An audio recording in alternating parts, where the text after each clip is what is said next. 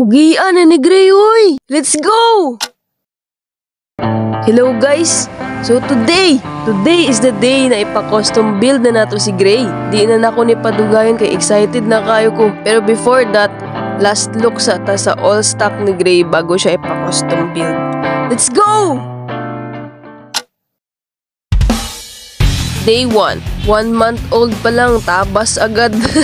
Pag abot na ko sa shop, wala na gipatumpik-tumpik, gibungkag na dayon ni kuya ang bangko ug gitabas.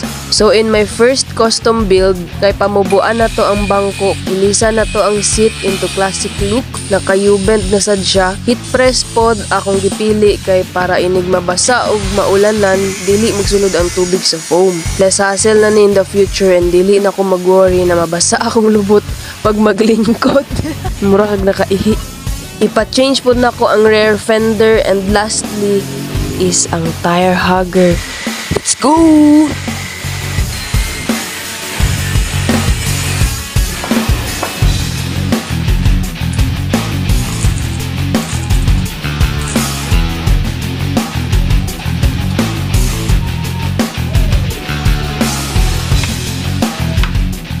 Wala dyan ako gibiyaan akong motor dito kay gusto na ako makita paunsa ang process o paunsa gibuild. Pero lunch break sata.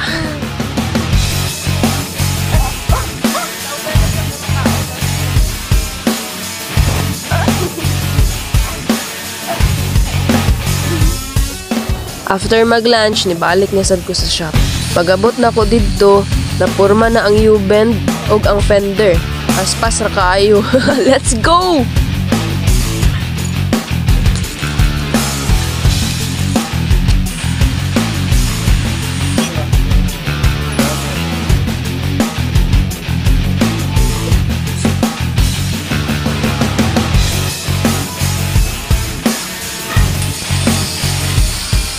Next is ang tire hugger.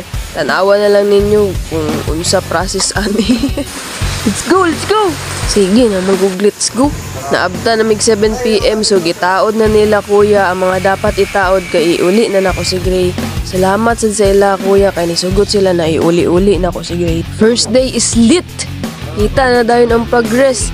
Ang bangko na gigamit diri kay dili pa ni mao. Gipagamit ra ni nila sa kuha kay para na ako'y malingkuran since dili naman makasya ang stock na bangko kay naka-U-bend na. Iuli sa nato si Gray. Balik na sad taugma. Let's go! Day 2. Day 2 is pagporma sa bangko, retouch, masilya ug pintura. Ana ra pero time consuming kayo ug kapoy. Kudos ila kuya.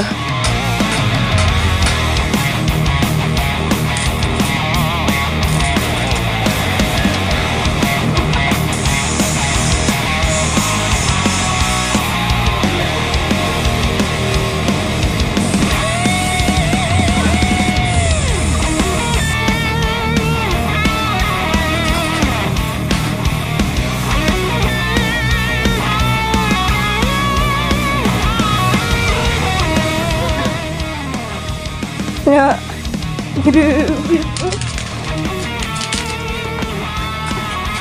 dalawa na to. Ito siya una.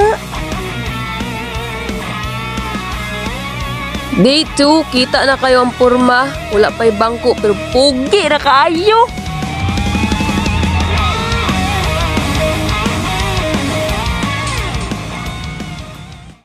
Day 3.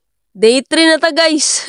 So this is it guys. Last day sa build. Gidala sa ni kuya si Gray kay pabuhatan nagbangko. So pagbalik na ko, mauna ni iyang itsura. Let's go!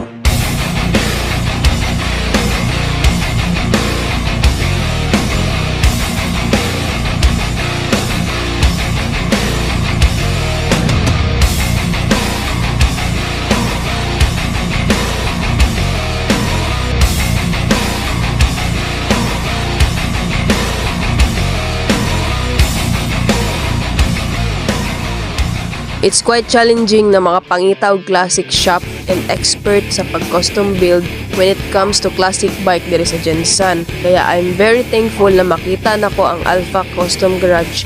Buutan kaayo og hawod kaayo mo build. Salamat kaayo. Nothing is impossible if determined jud ka sa imong gusto. Have faith in your dreams and work for it. And now, ako mga ginapangandoy ug mga ginahuna-huna sa una, kanang gina-imagine lang nako ni karon naana sa akong atubangat. Mao na to guys, salamat sa pagpaminaw. Sana laging masaya ang araw nyo. Sulit kayong gasto!